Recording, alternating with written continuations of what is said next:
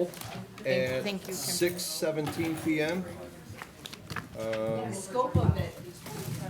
Number 2, consider approval of the minutes of the committee of the whole meeting held on December 3rd, 2019. Seconded? So moved. Seconded? All those in favor? Aye. Number 3, discuss Verizon Wireless Master Poll Agreement between the Village of Tinley Park and Chicago SMSA Limited Partnership, DBA Verizon Wireless. Kimberly, you gonna take that one? Sure. I mean, this is a master poll agreement that we're entering into with the various cellular providers because by right, they can locate their small cells on our utility poles, but essentially a way to kind of capture the fees that we can collect and any design elements. We've used the model master poll agreement ordinance that's been recommended so that we don't have to, for every poll, individually negotiate an agreement. This is just kind of an agreement with this organization and similar to the one we did for another group that then puts those parameters in and we don't have to negotiate every time.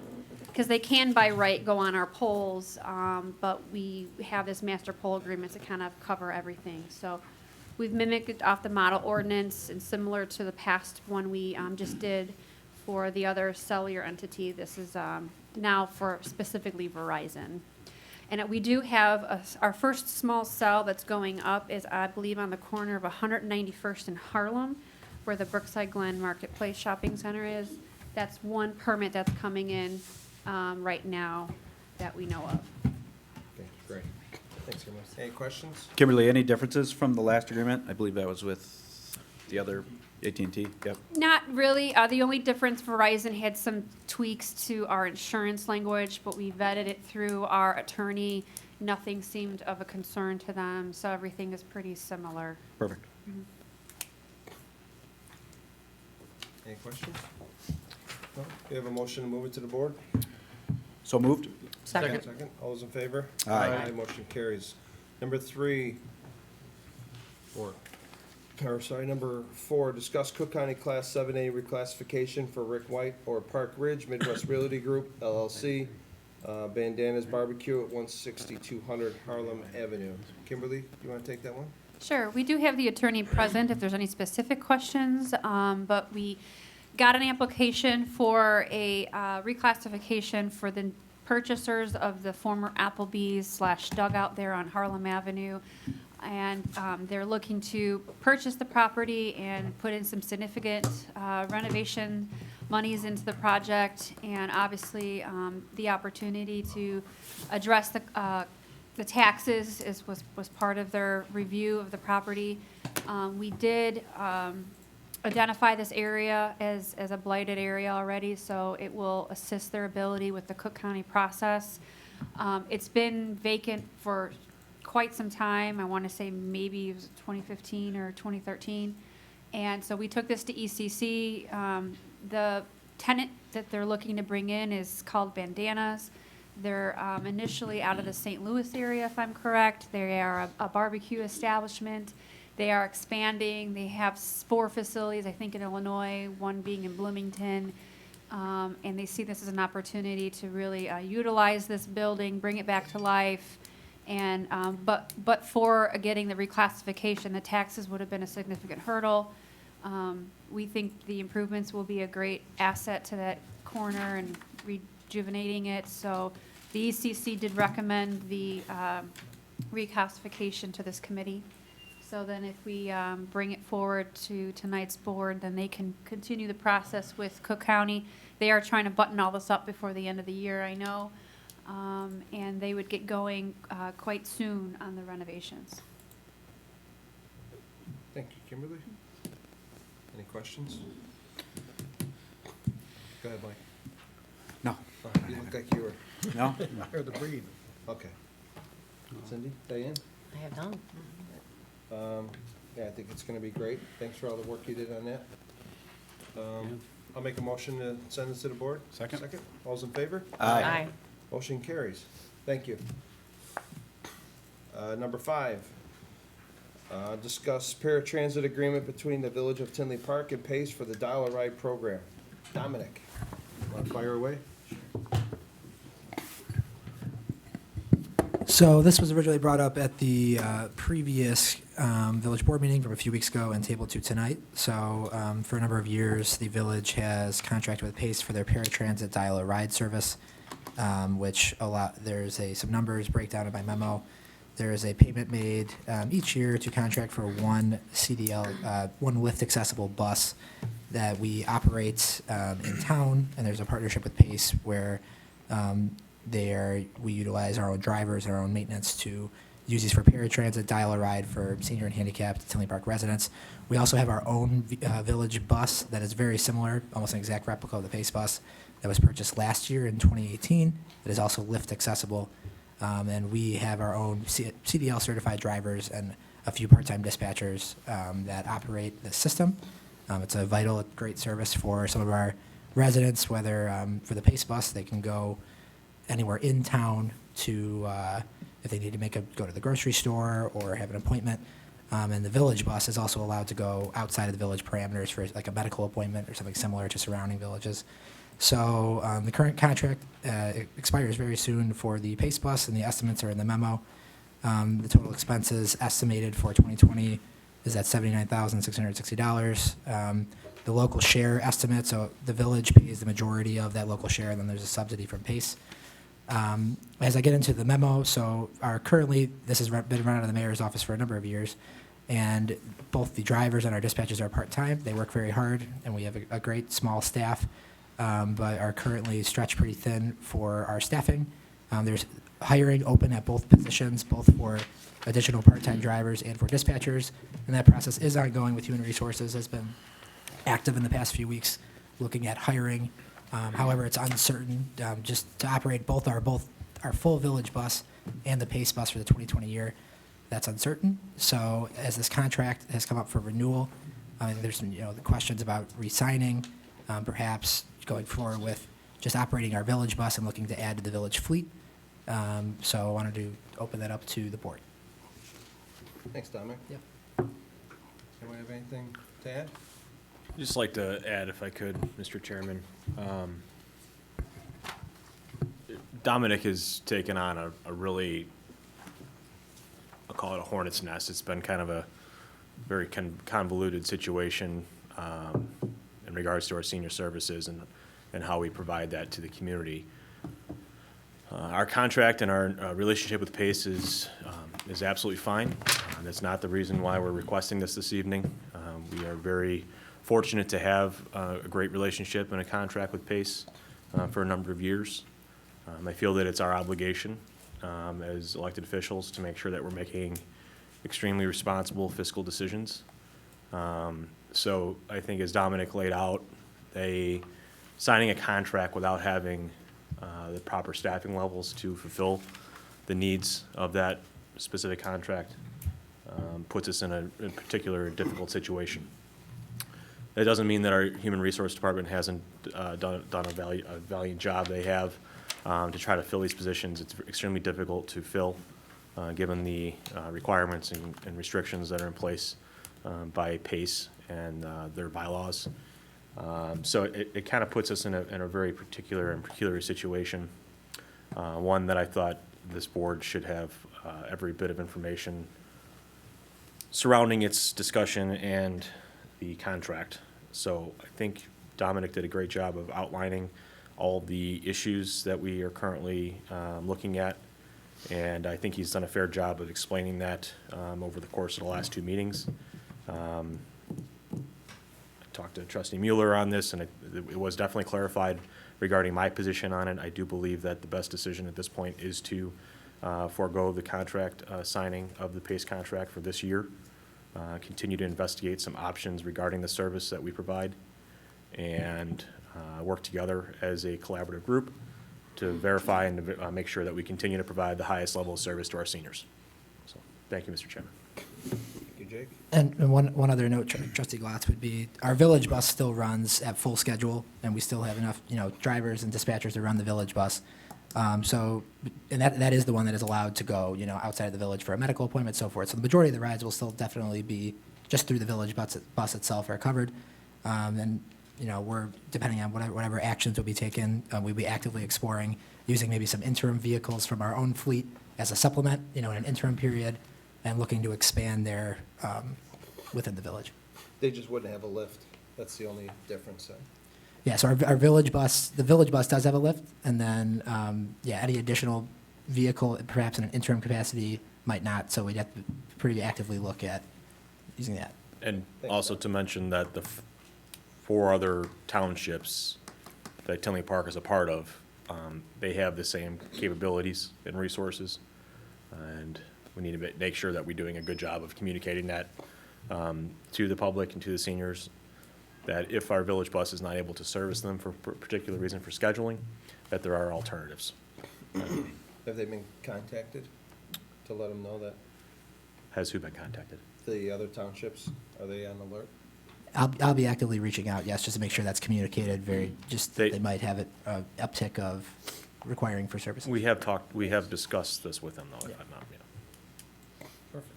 As far as the medical appointments go, how far does the village bus, does it have a area that's set that it can only, there should be a radius on that. I think I the want. radius, thank Within you. 15 miles. I think. Yeah, I can give you, 15? I can give you believe the it's exact 15. number on it, but it's within the surrounding towns. I can get back to you with an exact number on the radius. I spoke to one of the drivers this weekend at Tinley Wish, and he said that most of them are in Orland or Oak Forest. They're really just kind of traveling to adjacent communities. So, but I believe the Pace bus has to stay. It has to stay within the So- confines of Tinley Park, Yeah. correct? My only addition to this would be we can almost purchase a second bus for the cost of the contract. How soon can we do that? I would defer that to our treasurer. Brad. But I would say that, well, mean, if this I'll one- let him answer the question. I'm not guess- even gonna. Brad, my question is, I guess, if the money's already been budgeted for the contract, and the contract cost very Contract's similar to the cost of a bus. It's more than, the contract's more than the cost of a bus. Yeah, but we also get a subsidy from Pace, so I think it ended up a little less, so. 54. Yeah. The bus itself would be a capital purchase, and if I'm not mistaken, the bus is actually on a cooperative bidding list. So, if you give the direction to purchase, we can move rather quickly to acquire. Okay. Yeah, and before we do that, I'd like to see if a majority of these rides are with a single person, maybe a van with a lift would be a more appropriate option, and we could Yes. explore what driver's license requirements we'd have, and maybe be able to reduce that requirement on our Yeah, staff It's, as well. the PACE requirements for driver testing and things like that have always been kind of a challenge for the PACE. Well, they were program. doubling on top of our requirements, right? Right. So, Yes. Right. kind of a hassle for our drivers. Go ahead, Bill, I'm sorry. Orland Township, their drivers, they will go as far as Joliet, okay, for the Veterans Hospital down there, and it's only for medical, and they'll go to Christ or a Little Company Hospital in Oak Lawn, Evergreen Park. Otherwise, it's within, for anything, getting your hair done or whatever, it would be within the confines of the township. Did you go with to the hairdresser? I need to. I was just concerned if the bus is out on a medical appointment and far away, how would we have coverage? So if it was, the schedules do a really good job of sort of staggering the rides through a day, and they have to be called in advance of where they're going. If there were some that somebody needed, like a local one, while the bus was further away for there, they usually stagger them in between, but that could be one example where we'd have to try to use that interim vehicle pretty quickly to cover that, which is why, to Trustee Brendan's point, I think looking at options to supplement that, whether, on an interim basis, something we already have, or explore a second vehicle purchase, I think would be prudent. And Cindy, they have to give a 48-hour advance notice. Yeah, I see that, but it's just still, someone's gonna get told no at some point, that's what I'm concerned about. That's quite possible, yes. But I- Also, too, the bus that we have at Township, that has a ramp. They don't have a lift. We have a I think ramp that's in what our we're van. we're talking, I think that's what we're talking about using is Right, a ramp as opposed to a lift. yeah, I think it would be cheaper. I'm not suggesting, and I don't think Dominic has suggested that this is the absolute plan for the transportation system. This is just one facet of it so that we can make a decision moving forward. So, to trustee Berg's point, and to trustee Brennan's point, I think the answer is definitely a second vehicle of some sort. How that's made up, I don't know at this point. Dominic has mentioned that our dispatchers, they do a phenomenal job of scheduling. This may very well be a good opportunity to look at the creativeness and how we stagger and schedule. And if we're able to handle the workload with the current situation, how we have it set up, again, that's part of the decision-making of being fiscally responsible. So I don't want to jump into the category of buying our vehicle today or the foreseeable future. I want to work through it a little bit and see how it works out. And if we're having problems where people are being told no, or if we're not able to serve in some capacity, whether it be in Village of Tinley Park or our townships, then I think we need to look at it. We've also, when it came up with strategic planning, we're looking at transportation for, downtown events, for the music theater, and so that all kind of fits in that too. So, Right, there could be other purposes. yeah. Sure. And Village Manager Niemeyer, I did mention that at the end of my memo. It seems like it's part of that larger conversation about looking at how the, village-wide transportation, this could be one piece of that. Well, just to add to that, I think, a wait-and-see approach would be, ideal for this, just to see how the next quarter goes, maybe, to look at that and see how we are as a capacity issue. The only thing, I know our bus is new, but we also are going to have some maintenance issues in the future, too, when the bus goes down for maintenance. So just to keep that in mind as well, so. Definitely, and the dispatchers and the drivers have relayed to me, they do think the need of some sort of second alternative would be there, so I think, depending on the decision you make, the onus would be on us both to communicate to our ridership what's happening, communicate their options, and also explore those in a, expedited fashion, because important service, as you've all spoken to, and, yeah. Very good. Thank you So- for your consideration. So what would you like us to do from here then, Dave? If everyone's in favor of the mayor's office recommendation, would we not, we don't have to do anything there's, then? on the agenda is, obviously, because we didn't know what we were going to do, was actually a motion to approve it, and I think basically at this point, that item would just be. Removed from the agenda. Yeah. So you want us to take a- Indefinitely. You want us to do a roll call on it? How would you, I'm sorry? do we have to do anything with it? No, I can just like. When it gets, when it gets to the agenda item, you can call the agenda item fails for lack of motion. There's a number Or there. they could just Okay. remove from the agenda at the beginning, right, yeah. So I'll just go to public comment then? Okay. All right. Item 6, receive comments from the public.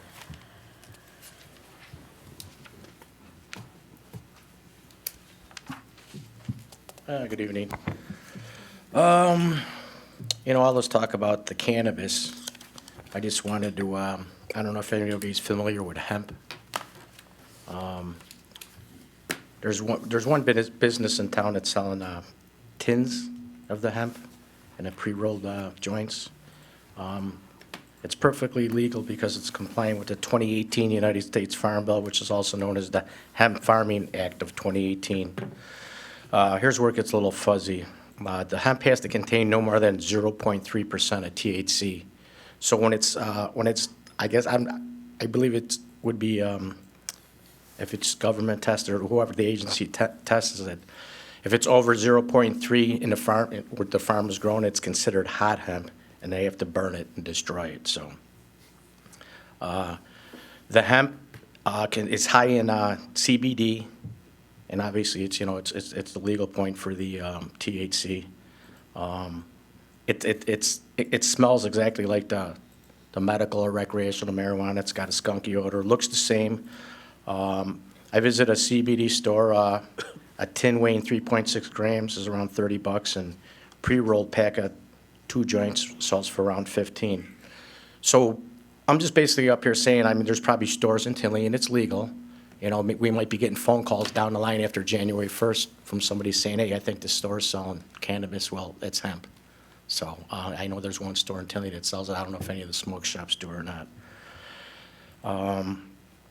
Here's where it gets fuzzy once again. If someone's smoking hemp in public, they would have to prove that the hemp is not cannabis. So whether you pull your tin out or your pre-rolls, you'd have to convince the police officer that, that this is hemp, it's not cannabis, it's legal, which you know, which would be a headache, I think. But one of my concerns is too is, I know I read on social media that, oh, if I see somebody smoking cannabis, I'm gonna be calling the police. You know, if somebody's walking down the street, by the time the police officer has a chance to get to that person, he's probably gonna be done with it, or gonna be in a different spot. So I think it's kind of a waste of time, and I mean, I hope they don't get bombarded with these phone calls, because it's, you know, it's out there. I mean, maybe, if at a Caribbean block party or the music in the park, if somebody's burning one, well, yeah, then you can call a cop or something like that. But, I mean, for somebody walking down the street, and somebody's gonna get on their phone, and all of a sudden, maybe the 10, 15 minutes by the time the police officer gets there,